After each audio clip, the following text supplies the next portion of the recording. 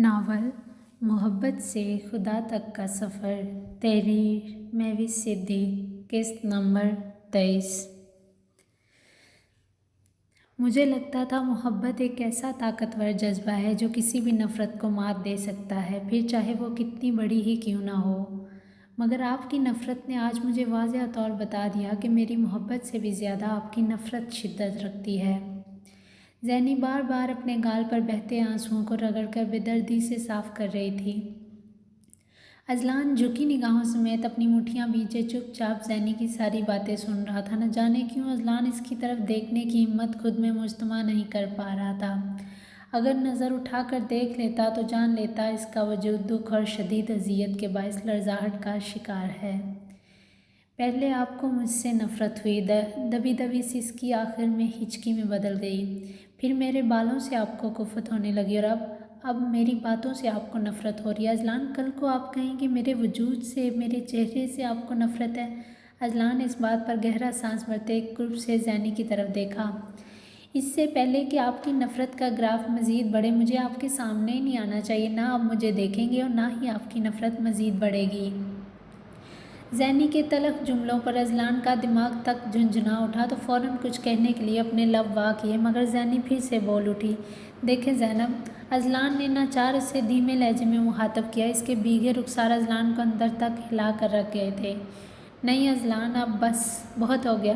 पहले ही आपने मेरी वजह से बहुत ज़्यादा तकलीफ़ें उठाई हैं, लेकिन अब आपको मेरी वजह से किसी और तकलीफ़ से नहीं गुजरना पड़ेगा। ज़ैनी अजलान की बात सुने बिना ही अपने शिकस्ता कदमों समेत रात के इस पहर कमरे से बाहर चली गई थी। ज़ैनी की नज़रअंदाजी और बेरुखी मुस्तकबिल में अजलान को क्या क्या रंग दिखलाने वाली है, ये तो वक्त ही बताएगा। अजलान अपने ज़ख्मों की ड्रेसिंग किए बिना अपने एक हाथ का मुक्का बनाकर दूसरे हाथ पर मार चुका था। ज़ैनी की नमी से भरपूर भीगी आंखें याद करते अजलान को खुद पर शदीद गुस्सा आ रहा था। मुस्तरब कैफियत में मुब्तला अजलान घन चक्कर बना पूरे कमरे के न जाने कितने चक्कर काट चुका था, मगर फिर भी इसे किसी तौर सुकून नहीं मिल रहा था। शायद वो हमेशा की तरह मेरे सोने की मुंतज़र हों। अजलान ने अपने दिल से एक मौहूम सी उम्मीद बांधी, इसलिए जल्दी से बेड पर लेट गया और सारी लाइट्स बंद कर दी ताकि ज़ैनब वापस कमरे में आकर आराम से सो जाए। मगर ज़ैनब फ़िलहाल कमरे में आकर नहीं दे रही थी और यही चीज़ अजलान की परेशानी में मुसलसल इजाफा कर रही थी। अजलान पैलेस का हर कमरा सराहे जाने के काबिल था। ज़ैनी रोते हुए स्टडी रूम से मुल्हिक कमरे में आती सिंगल सोफे पर गिरने के अंदाज में बैठ गई।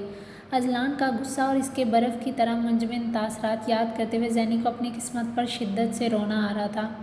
हद दर्जा मायूसी में घिरने से पहले ही ज़ैनब जल्दी से उठी और वज़ू करके नफल नमाज पढ़ने लगी, क्योंकि ईमान फ़ातिमा ने इसे कहा था जब कभी गुस्सा या फिर शदीद रोना आए तो फ़ौरन नमाज और कुरान का सहारा लेना चाहिए, क्योंकि गुस्सा शैतान की तरफ से आता है और वो अक्ल को खा जाता है, जबकि अल्लाह का जिक्र करने से मुस्तरब दिलों को करार मिलता है। ज़ैनी जायनमाज़ तय करने के बाद वापस सोफ़े पर आते ही मोबाइल ऑन करके बैठ गई। अपने मामूल के मुताबिक वही दुआ सुनने लगी, क्योंकि जब कभी वो परेशान होती इस दुआ को सुनकर अपने आप को थोड़ा बेहतर महसूस करती थी। इसे लगता था ये दुआ सिर्फ इसी की ज़ात के लिए ही बनाई गई है। कमरे के साकत फ़िज़ा में एक शीरीं और पुरतासीर आवाज़ गूंजने लगी। या रब, मैं गुनाहगार हूँ, तौबा कबूल हो। इसी आँख पे शर्मसार हूँ, तौबा कबूल हो। जान सोज़ो दिल फिगार हूँ, तौबा कबूल हो। सर तापा इनकसार हूँ, तौबा कबूल हो। तौबा कबूल हो, मेरी तौबा कबूल हो। गुज़री तमाम उम्र मेरी लाब में, नेकी नहीं है कोई अमल की किताब में।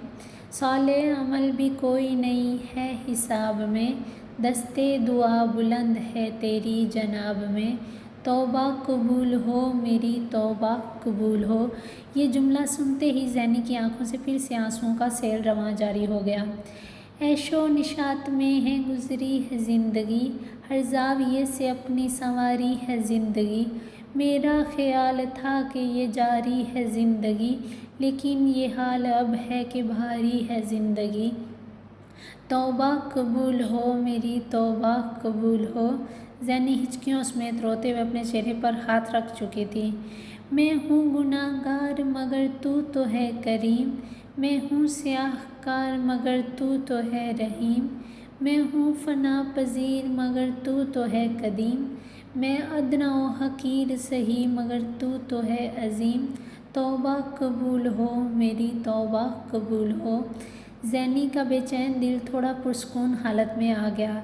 या रब तेरे करम तेरी रहमत का वास्ता, या रब तेरी अता तेरी नेमत का वास्ता, या रब तेरे जलाल व जलालत का वास्ता, या रब रसूल हक़ की रिसालत का वास्ता।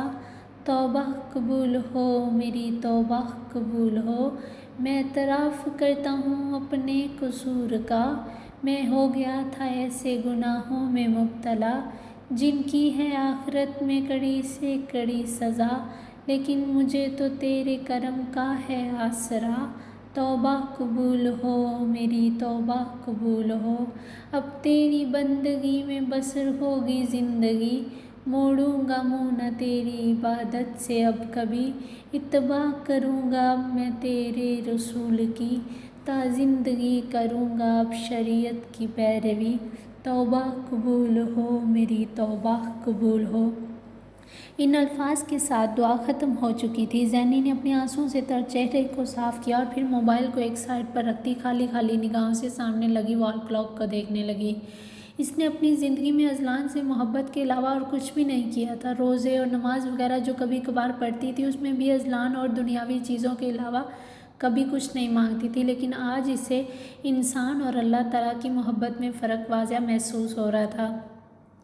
जब कोई इंसान हमें किसी ज़रूरत के वक्त याद करता है तो हम उसे मतलबी, खुदगर्ज़, मुफाद परस्त जैसे कई और अलक़ाबात से नवाजना शुरू कर देते, लेकिन जब हम अल्लाह ताला को इन ज़रूरत के वक्त याद करते हैं तो अल्लाह ताला इंसानों की तरह हमें हमारे इस बुरे वक्त में धुतकारते नहीं, बल्कि हमारे बिखरे वजूद को अपनी रहमत के ज़रिए समेट कर एक ऐसा सुकून कल्ब अता कर देते हैं जो अंदर तक हमारी रूह को सरशार कर देता है। इसे लग रहा था इसने ज़िंदगी भर जिस इंसान को इतना शिद्दत से चाहा उसने इसकी मोहब्बत की कदर तक ना की, मगर अल्लाह वो तो कदरदान है। वो इंसान के बढ़ाए गए एक कदम पर अपने 2 कदम उसकी तरफ बढ़ाता। अगर कोई चल कर अल्लाह ताला के रास्ते की तरफ जाता तो अल्लाह ताला उस इंसान की तरफ दौड़ कर जाते। आज इसे पता चल गया था अगर वो यही मोहब्बत अज़लान की बजाय अल्लाह ताला से करती और सिर्फ़ इसी की रज़ा के हसूल के लिए हर अमल करती तो अल्लाह ताला ज़रूर इसको हिदायत की तौफ़ीक अता फ़रमा देते। इंसान हर नमाज में अपनी हिदायत की तो दुआ मांगता है, इहदिनस सिरातल मुस्तकीम, यानी अल्लाह ताला हमें सीधे रास्ते पर चला, और फिर अल्लाह ताला उसको सीधे रास्ते की तौफ़ीक दे देता है, मगर इसने तो कभी दिल से मांगा ही नहीं। अल्लाह ताला इंसान को हर चीज़ बिना मांगे ही अता करते हैं, लेकिन कभी कभार हालात ऐसे भी आते हैं जब हिदायत वो वाहिद चीज़ बन जाती है जो सिर्फ़ इंसान के मांगने पर ही इसे अता की जाती है। इस्लाम वो दीन है जो अल्लाह ताला के बनाए गए इन असूलों पर चलता है, जो उसने कुरान पाक में ज़ाब्ता हयात के तौर पर बयान कर दिए हैं। इस दीन पर अमल नबी सल्लल्लाहु अलैहि वसल्लम की सुन्नत पर अमल करने से होता है। इसमें इंसान की अपनी सोच का अमल दखल नहीं है, क्योंकि इंसान को हर पेश आमद मसले का हल कुरान हदीस में वाज़िह कर दिया गया है। ज़ैनी की समातों में ईमान की हलावत अमेज़ आवाज़ गूंज उठी। हदीस मुबारक है, नबी सल्लल्लाहु अलैहि वसल्लम ने फरमाया, किसी को उसके अमाल जन्नत में नहीं ले जा सकते। सहाबा कराम ने पूछा, क्या हमारे नेक अमाल भी नहीं? ख़ातमुन नबीयीन हज़रत मोहम्मद सल्लल्लाहु अलैहि वसल्लम ने फरमाया, मेरे अमाल भी मुझे जन्नत में नहीं ले जा सकते जब तक कि अल्लाह ताला की रहमत मुझे अपने रहम और अपने फ़ज़ल से ढांप न ले। यानी इस हदीस से ये बात साबित होती है कि हमारे अच्छे और बुरे अमाल हमें जन्नत में नहीं ले जा सकते। कोई शख्स अगर ये सोचे कि वो तो बड़ा परहेज़गार है, नमाज रोज़े रखता है, ज़कात हज ताकि इस्लाम के हर रुकन को अदा करता है, लेकिन अगर उसके ज़हन में राय बराबर भी गुरूर आ गया तो ये सब अमाल इसके किसी काम के नहीं, क्योंकि अल्लाह ताला को मुत्तकी लोग पसंद है जो हर हाल में अल्लाह ताला से डरते और तकवा इख्तियार करते हैं। हमें नेक अमल करने की कोशिश ज़रूर करनी चाहिए, लेकिन साथ साथ अल्लाह से रहम की भी तलब लाजमी रखनी चाहिए, क्योंकि इसकी रहमत के बगैर हमारी बख्शिश मुमकिन नहीं। ज़ैनी जो कब से यही सोच सोच कर परेशान हो रही थी कि इसके अमाल तो इस काबिल ही नहीं कि अल्लाह ताला उससे राज़ी हो जाएंगे, मगर अब ईमान की बातों को याद करते हैं इसके अंदर एक मुहिम सी उम्मीद जाग उठी। इसलिए वो भी गहरा सांस फ़िज़ा में खारिज करने के बाद अल्लाह से रहम की उम्मीद करते हुए खुलूस दिल से अपने लिए हिदायत और मग़फ़िरत की दुआ मांगने लगी। या अल्लाह, मेरे अमाल तो इस काबिल नहीं है कि मैं आपके सामने खड़ी भी हो सकूं, मगर मुझे अपने अमाल से ज़्यादा आपकी रहमत पर उम्मीद है कि आप मुझे मेरे गुनाहों के लिए माफ़ कर देंगे, मुझे अपने रास्ते पर चलाकर अपनी रज़ा के मुताबिक ढाल देंगे। वह अब हिचकियों समेत रोते हुए सरगोशियाँ कर रही थी। या अल्लाह, मैं इतराफ़ करती हूँ, मैंने हमेशा आपकी मोहब्बत से ज़्यादा अज़लान की मोहब्बत को तरजीह दी, हर वक्त उन्हीं के बारे में सोचती रही, लेकिन आज मुझे अंदाज़ा हो रहा है मैं कितना गलत थी। या अल्लाह, ये दुनिया की मोहब्बत, यहाँ के गमों खुशियाँ, ये सब फ़ानी। या अल्लाह, मेरे दिल में अपने लिए दायमी मोहब्बत भर दे, ताकि मेरे दिल में किसी और की मोहब्बत की गुंजाइश बाकी ना रहे। ज़ैनी दुआ मांगते हुए अपने हाथ चेहरे पर रखती फिर से रो पड़ी।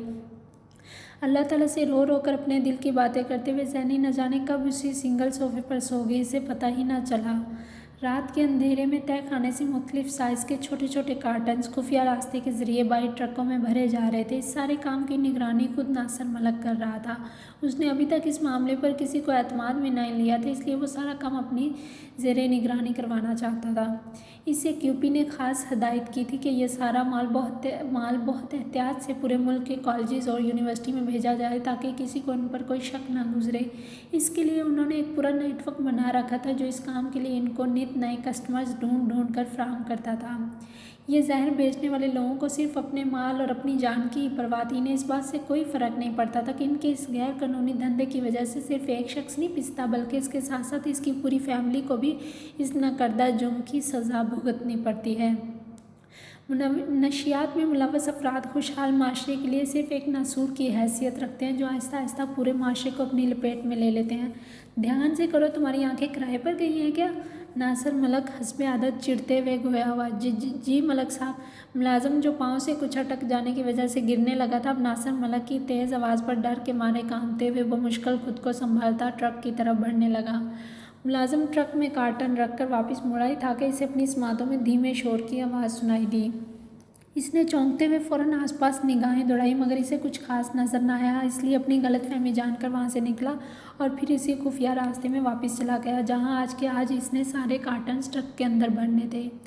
इसके जाने के बाद एक नकाब पोश ने कुछ मशीनरी इस ट्रक के नीचे फिक्स की और फिर खुद को सड़क पर घसीटते हुए औंधे मुँह बाहर निकल आया। इसने चंद ही मिनटों में अपना काम किया और फिर कमाल फुर्ती का मुजाहरा करते हुए दीवार फलांग गया। रात के इस पहर किसी को इसके कारनामे की खबर तक नहीं हुई थी। अज़लान बेड पर न जाने कितनी देर करवटें बदलता रहा, मगर ना तो इसे नींद आ रही थी और ना ही ज़ैनब कमरे में आ रही थी। बिल आखिर अपनी इस हालत से तंग आकर अज़लान ने गहरा सांस फिज़ा में खारिज किया और फिर स्लीपर्स पाँव में अड़सते कमरे से बाहर निकल आया। माहौल की खनकी ने इसको एकदम खुशगवार ठंडक का एहसास दिलाया। दाखिली दरवाजे लॉक देखकर इसे एकदम सुकून का एहसास हुआ, इसलिए दबे पाँव चलता हुआ मुख्तलिफ कमरों के दरवाजे खोलकर ज़ैनब को ढूंढने लगा। कॉरिडोर में धीमी चाल चलते आखिर में वो स्टडी रूम से मुले कमरे में आया तो ज़ैनी यूं ही सामने सिंगल सोफे पर लेटी नज़र आ रही थी। वो लेटी कम बैठी ज़्यादा थी। गहरी नींद में डूबे होने की वजह से इसकी आंखें पलकों का गहरा साया अपने ऊपर फैलाए पुरसकून अंदाज में बंद थीं। अज़लान बिना किसी चाप के दरवाज़ा बंद करते कमरे के अंदर ही आ गया। ज़ैनी के कुछ ही फासले पर एक और सिंगल सोफ़ा मौजूद था। इन दोनों के दरमियान सिर्फ एक छोटी टेबल हाइल थी। I am sorry.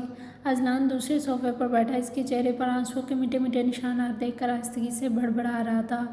वो जज़ब के आलम में काफ़ी देर तक इसके मासूम चेहरे को तकता रहा। फिर अचानक इसे ठंडक का एहसास हुआ, क्योंकि ज़ैनब ने यहाँ कमरे में आकर हीटर तक ऑन नहीं किया था।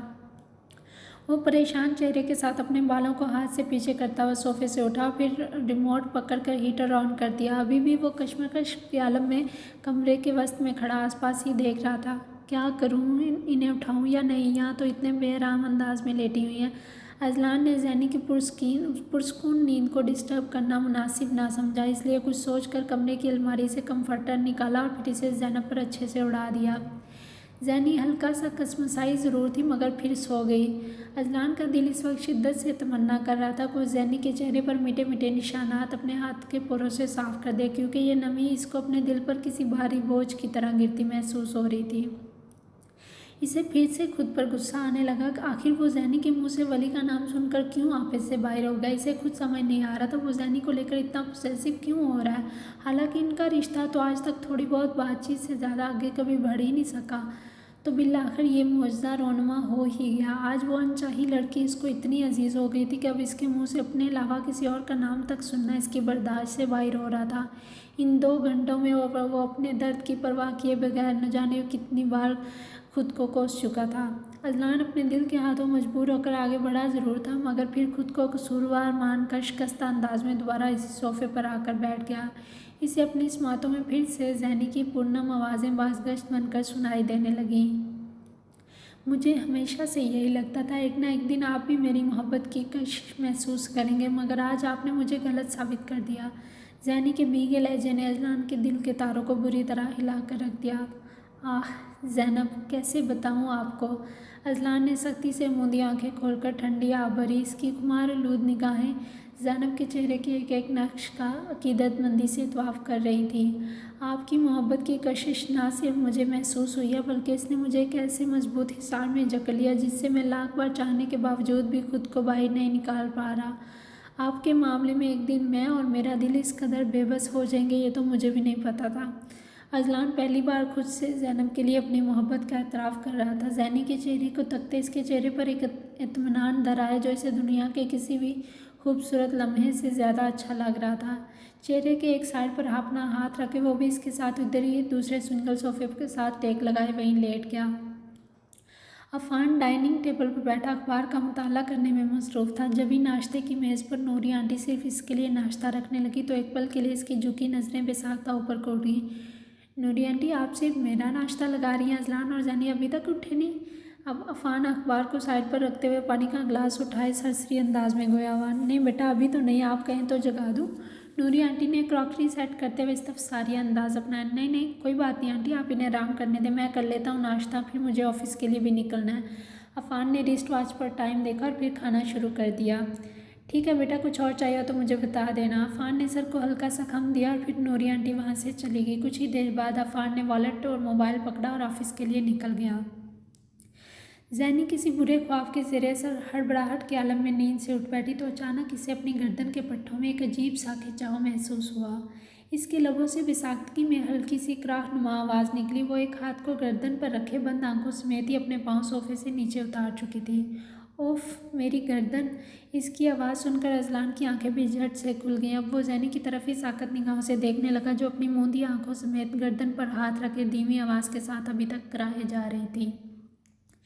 जेल लगा लें, अभी थोड़ी देर तक ठीक हो जाएगी। अजलान की तफक्कुर अमेज़ आवाज़ सुनते ही ज़ैनी की बंद आंखें एक झटके से खुल गईं। सामने सिंगल सोफे पर विराजमान अजलान अपनी दिलकश मुस्कुराहट समेत इसे ही देख रहा था। ज़ैनी ने खुद पर से कंफर्टर हटाया और सोफे से उठकर फ़ौरन पाँव में स्लीपर्स अड़सने लगी। इसके लब सख्ती से आपस में भींचे हुए लग रहे थे। इसकी सूजी मुतवर्रम सुर्खियों से भरी निगाहें अजलान के दिल को अजब लय में धड़कने पर मजबूर कर रही थीं। ज़ैनी अजलान की किसी बात का जवाब दिए बिना ही अपने सर तासरात समेत पैर पटकने के अंदाज में वहाँ से चली गई। यार अजलान, ये तो काफ़ी गुस्से में लग रही हैं। ज़ैनी का गुस्से के मारे फूला हुआ चेहरा देखकर अजलान ने अपने होंठों पर उमड़ती मुस्कुराहट को बमुश्किल ज़ेरे लब दबाया और फिर धीमे लहजे में गोया होने के बाद गहरी मुस्कुराहट समेत सोफे से उठकर वापस अपने कमरे की जानिब चल दिया। ज़ैनी को मनाने का सोचकर इसके दिल में गुदगुदी सी होने लगी। कमरे में वापस आया तो ज़ैनी यहाँ भी मौजूद नहीं थी, इसलिए कपड़े निकालता वॉशरूम में फ़्रेश होने के लिए चला गया, क्योंकि वो पिछले 2 दिनों से लगातार फिल्म्स की शूटिंग के लिए जा रहा था। वो अपनी बात को रात तक मुअत्तल करता जल्दी जल्दी तैयार हो रहा था, लेकिन वो ये नहीं जानता था आज की शाम इसकी ज़िंदगी को एक ऐसे भयानक मोड़ पर लाकर खड़ा कर देगी जो इसके सरशार वजूद को अंदर ही अंदर पूरी तरह हिला कर रख देगी। हया आज सुबह ही सुबह अपना पहला पीरियड अटेंड करके सीधा निगत मैडम के पास आई थी, क्योंकि इसने सोच लिया था कि वो ये प्ले ज़रार के साथ किसी सूरत नहीं करेगी। इसलिए वो इन्हें अपने इस फैसले से आगाह करने के बाद इनके सामने सर झुकाए खड़ी थी, जो इसकी बात सुनकर अच्छी खासी परेशान हो चुकी थी। लेकिन हया, मुझे ये समझ नहीं आ रही, आखिर आप ये प्ले करना क्यों नहीं चाहती? कोई एक सॉलिड रीज़न तो बताएं। निगत मैडम ने अपनी ग्लासेस उतारकर सामने टेबल पर रखते हुए इसे सर तपा झांझती निगाहों से देखा। जवाबन हया कुछ बोल ही नहीं पा रही थी। इसे खुद समझ नहीं आ रहा था आखिर इसे ज़रार के साथ ये प्ले करने में क्यों घबराहट महसूस हो रही है? पहले आपको इस लड़के में प्रॉब्लम थी, मैंने उसको प्ले से ही निकाल दिया, अब तो ज़रार आपके साथ ये प्ले लीड कर रहे हैं, अब क्या प्रॉब्लम है? यही तो प्रॉब्लम है मैडम कि ज़रार मेरे साथ ये प्ले लीड कर रहा है। हया दिल ही दिल में खुद से मुखातब थी। हया, मैं आपसे कुछ पूछ रही हूँ। निगत मैडम की आवाज़ पर हया सटपटाहट के आलम में चौंकते हुए ख्यालों की दुनिया से बाहर निकली। एक्चुअली मैडम वो हया ज़िंदगी में पहली बार इतनी कन्फ्यूजन का शिकार थी। मैं एक बात बताऊँ आपको, ज़रार के जैसा शरीफ लड़का मैंने अपने करियर में आज तक नहीं देखा। मैडम निगत ज़रार की तारीफ़ों के पुल बांधने लगी। जिसको देखो वही इस खड़ूस की तारीफ़ करता रहता है। हया ज़ेरे लब बड़बड़ा रही थी। मैम जो भी है, मुझे ये प्ले नहीं करना, ना ही ज़रार के साथ और ना ही किसी और के साथ। हया ने बिलावर चिढ़ते हुए अपना आत्मी फैसला सुना दिया, जिस पर मैडम ने गहरा सांस भरते अभी से कुछ कहने के लिए अपने लब वाक किए ही थे कि अचानक इन्हें किसी और के भी कमरे में दाखिल होने की आवाज़ सुनाई दी। हया का रुख चूँकि दूसरी तरफ था, इसलिए वो अंदर दाखिल होने वाले को देख ना सकी। लो, ज़रार भी आ गया, इनसे भी पूछ लेते। अगर आप दोनों का यही फैसला, तो मैं किसी के साथ ज़बरदस्ती नहीं करना चाहती। ज़रार के नाम पर हया एक झटके से पीछे मुड़कर ज़रार को देखने लगी, जो इस वक्त मशरिक़ व मगरिब के हसीन इम्तज़ाज शख्सियत के साथ इधर ही आ रहा था।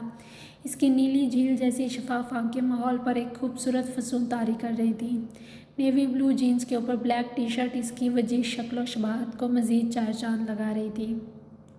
हया बिना बल्कि झपकाए बेख्तियार कुछ लम्हे तक इसको तकने में ही महव रही थी। हाँ तो हया, ये आपका आखिरी फैसला है? मैडम की बात पर ज़रार अब इससे चंद फुट के फासले पर खड़ा इसका फैसला इसी की ज़ुबानी सुनना चाहता था। जी मैडम। हया ने अपनी निगाहें चुराते हुए बमुश्किल अपने लबों को जंबिश दी थी। ओके फ़ाइन ज़रार, हया का कहना है कि वो ये प्ले आपके साथ नहीं करना चाहती। क्या आप भी इनके बारे में यही ख्यालात रखते हैं? पूरी बात सुनते ही ज़रार ने सर को नफ़ी में झटका दिया और फिर अपनी एक मुट्ठी को सख्ती से भूंजे पूरी तरह निगत मैडम की तरफ मुतवज्जा हुआ।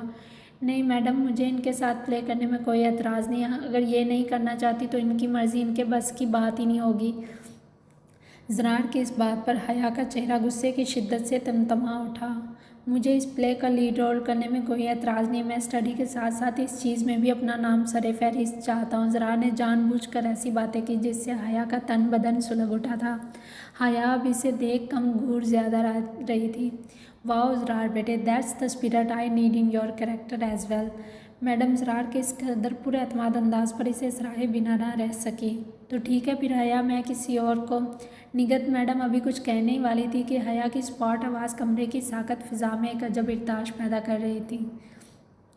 मैडम, मैं इस प्ले में लीड रोल करूँगी। जब भी रिहर्सल करनी हो आप मुझे इन्फॉर्म कर दीजिएगा। ये मेरा कॉन्टैक्ट नंबर है। हया ने अपने बैग में से एक रफ पेज निकाला और इस पर अपना नाम और नंबर लिखने के बाद मैडम के सामने टेबल पर रख दिया। हया का फूला चेहरा ज़रार के खूबसूरत लबों पर धीमी मुस्कान लाने का मौजब बना था, जैसे इसने बखूबी सबसे छुपा लिया। आखिर इसका प्लान काम कर ही गया था। ओके, फिर तो सारी प्रॉब्लम ही सॉल्व होगी, वरना मैं तो आपके इनकार से परेशान हो गई थी। निगत मैडम ने नंबर उठाकर मोबाइल में सेव कर लिया था। ओके मैडम, हम फिर चलते हैं, रिहर्सल में मुलाकात होगी। अभी तो फ़िलहाल काफ़ी टाइम है इसमें। हया की अक्सर नज़रअंदाजी पर ज़रार ने अपनी मुस्कुराहट को ज़ेरे लब दबाया और फिर मुअद्दब अंदाज में मैडम से इजाज़त चाहिए। मैडम के इस बात में सर हिलाने पर ज़रार भी अपने मजबूत कदम उठाता हया के पीछे पीछे चल दिया। ये तुम मैडम के सामने क्या कह रहे थे? हाँ, ये प्ले करना मेरे बस की बात ही नहीं है।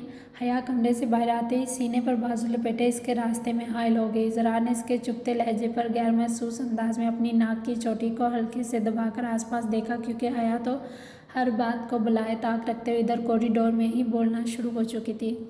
आप ही मना कर रही थी उन्हें, मैंने तो बस आपकी हेल्प करना चाही थी। ज़रार ने काफ़ी पुरस्कून अंदाज में जवाब दिया। वो हया की इस हालत पर अच्छा खासा महफूज हो रहा था। ऐसे करते हैं, तुम अंदर सरासर मेरी इंसल्ट कर रहे थे और कुछ नहीं। मुझे तुम्हारे साथ प्ले करने में कोई इंटरेस्ट नहीं, बस इसीलिए मना कर रही थी। हया ने बाकायदा नाक को थोड़ा ऊपर चढ़ाया। ओह, अब समझा।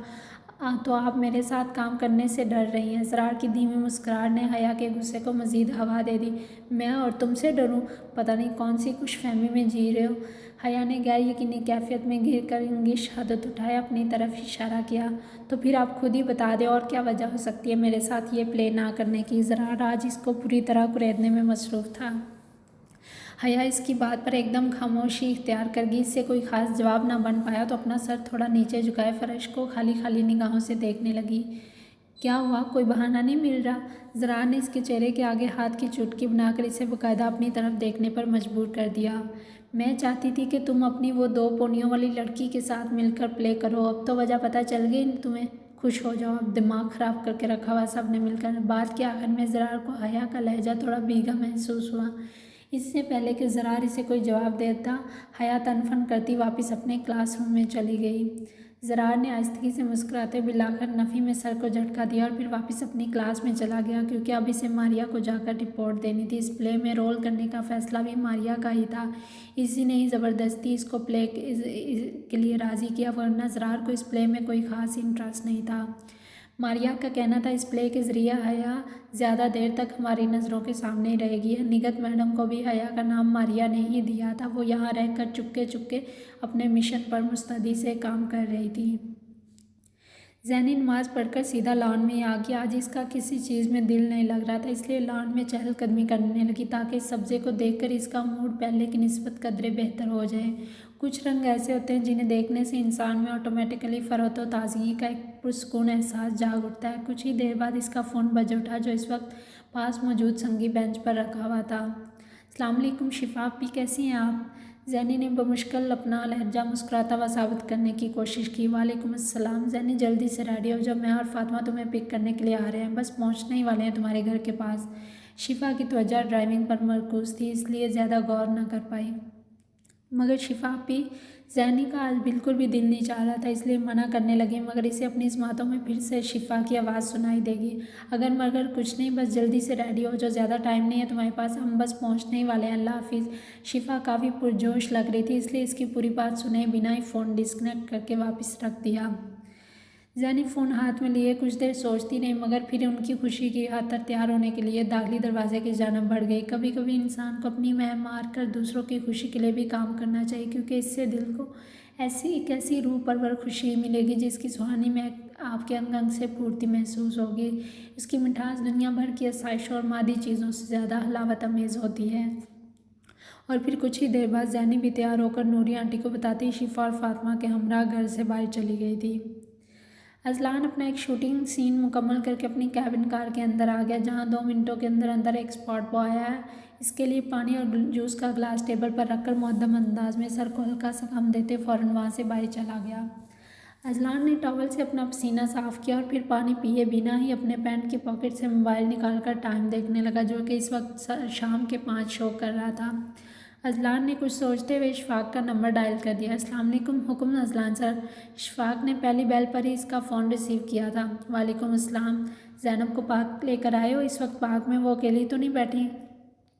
अजलान ने तफक्कुर-उमेज़ लहजे में ज़ैनब की बाबत पूछी, क्योंकि वो हर रोज़ शाम के 5 बजे इशफाक को ज़ैनब के पार्क लाने के बाद फ़ोन करके पूछता था, इसलिए मामूल के मुताबिक आज भी फ़ोन कर डाला।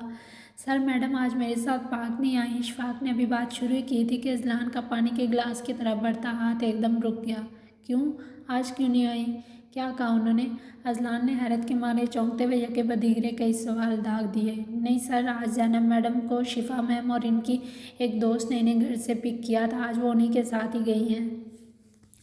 अजलान के संजीदा अंदाज को देखते हुए इशफाक ने एक ही सांस में अपनी पूरी बात मुकम्मल की थी। क्या तुम उनके साथ नहीं गई? उन तीनों लड़कियों को अकेले भेज दिया? इशफाक तुम्हारा दिमाग ख़राब है क्या? जल्दी पहुंचो पार्क में उनके पास और फिर मुझे रिपोर्ट करो। अजलान ने सख्त लहजे में इशफाक को डांट पिलाई। आई एम सॉरी सर, वो मैडम ने कहा आज वो पार्क नहीं जाएंगी, आज इनका कहीं और जाने का प्लान है, जो फ़िलहाल ज़ैनब मैडम को भी नहीं पता था। इशफाक ने हड़बड़ाहट का शिकार होते हुए सारी बात अजलान के गोश गुजार कर दी। यार अब कैसे पता चलेगा वो इस वक्त है कहाँ? अजलान ने एक हाथ को सर पर मारते बाकायदा अपना सर पीट लिया। इशफाक, मुझे तुमसे इस कदर बड़ी बेवकूफ़ी की उम्मीद बिल्कुल नहीं थी।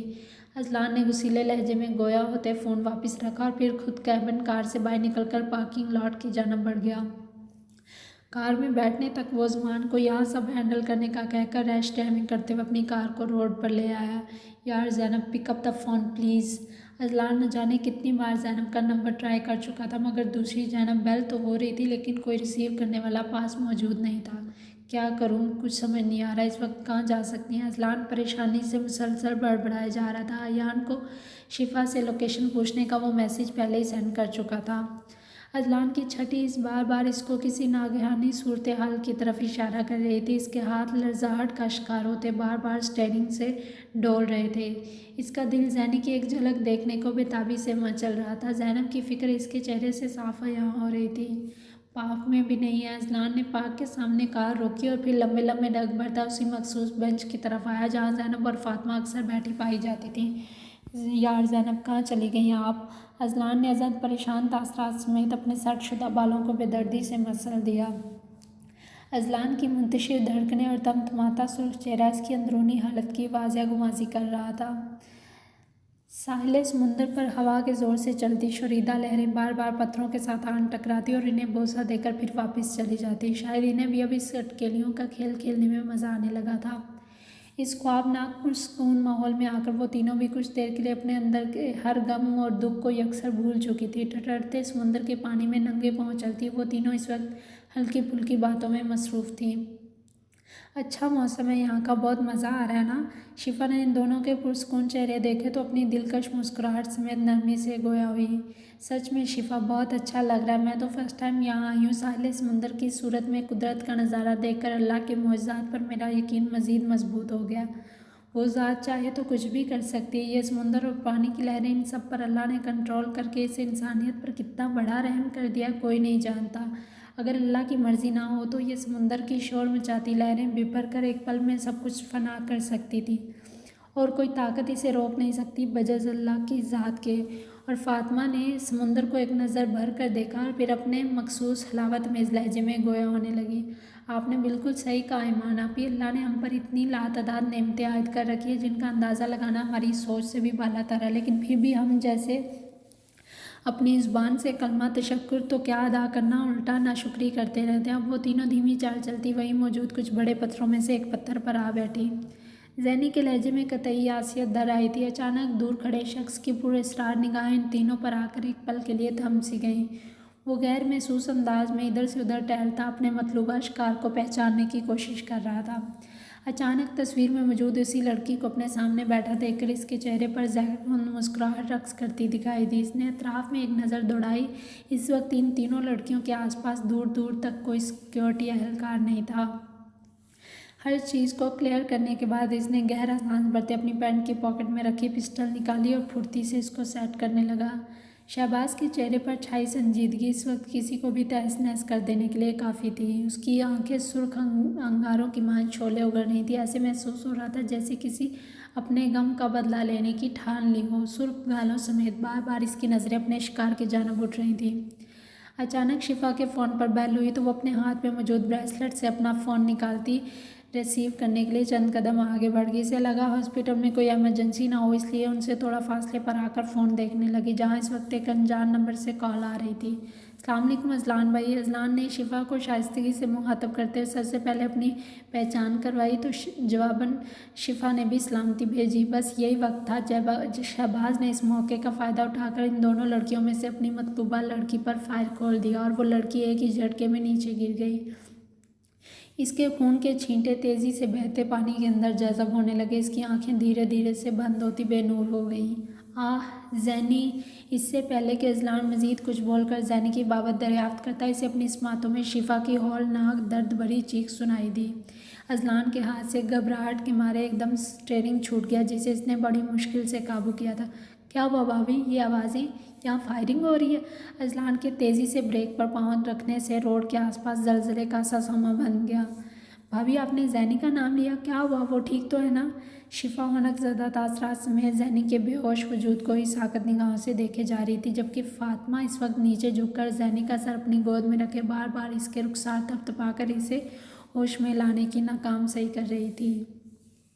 अजलान मुसलसल शिफा को मुखातब कर रहा था मगर शिफा के लब तो गोया आपस में सिल कर ही रह गए। इससे कुछ बोला ही नहीं जा रहा था। अजलान भाई, वो ज़ैनी का नाम सुनते ही अजलान की आंखों में इस वक्त परेशानी और फिक्रमंदी के तासरात एक साथ जाग उठे थे। इसकी दिल की धड़कनें भले ही बेतरतीबी के ज़रिए से धीमी बढ़ चुकी थी, लेकिन फिर भी इसकी स्माते ज़ैनी के बारे में कुछ भी उल्टा सीधा सुनने के लिए किसी सूरत तैयार नहीं थी।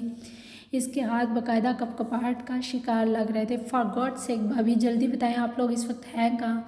अजलान अब की बार सख्त गुस्सीले लहजे में गोया हुआ क्योंकि वो इस वक्त अपना होश कतई नहीं खोना चाहता था। इसे फिक्र थी तो सिर्फ ज़ैनब की, वो इसे अपनी आंखों के सामने सही सलामत देखना चाहता था। सी साइड शिफा के मुंह से रोते हुए बस यही अल्फाज निकल सके। अजलान ने साहिल समुंदर का सुनते ही फ़ोन को सीट पर पटकने के अंदाज से रखा और फिर कार स्टार्ट करने लगा।